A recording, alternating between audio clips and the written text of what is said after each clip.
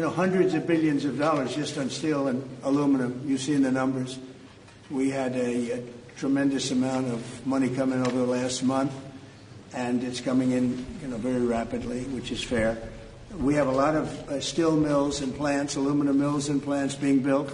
We have a lot of AI being built, and we have a lot of auto plants being built or going to be built because they don't want to pay tariffs. So, if they don't want to pay tariffs, the best way to do it is just build your plant in the United States. Yes, please. Sir, what do you expect from the Europeans in terms of opening their markets to American products? Well, they have to open up to American products. We're open to European products, and we have been for forever. I don't think we have, just about don't have any, I don't think we have any product that we say you can't sell. I guess you could get a little bit cute with chips, but that's, a little bit different category, too.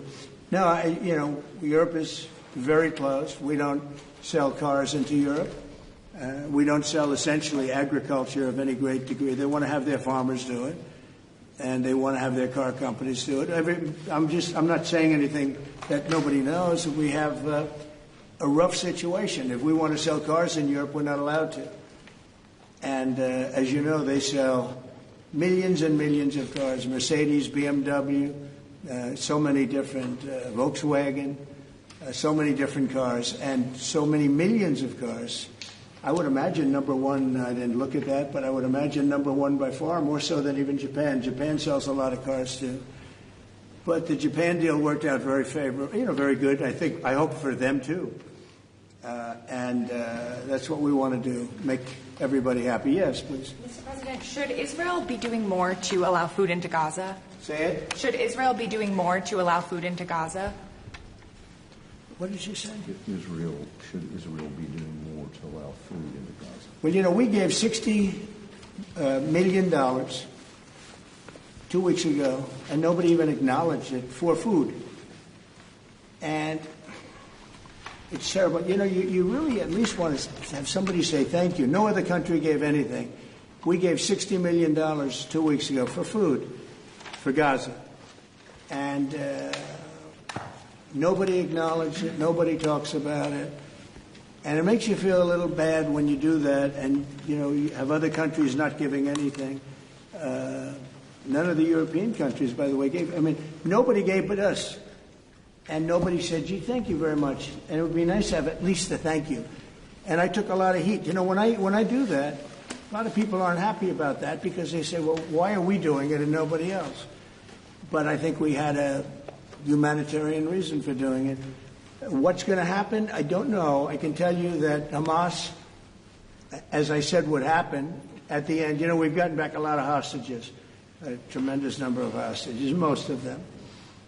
Now we have dead hostages, and the mothers want them back, and we have 20 people approximately, but that are living. But we have a lot of bodies, and the parents want those bodies as much as they would want their child if that child were alive. I met with parents it was so sad. Sir, please get my son back. How is your son doing? Well, he's dead, but they have his body, and it's so important. It's more important. It's almost like more, but it's as important as if the child were living. These people were, they're devastated.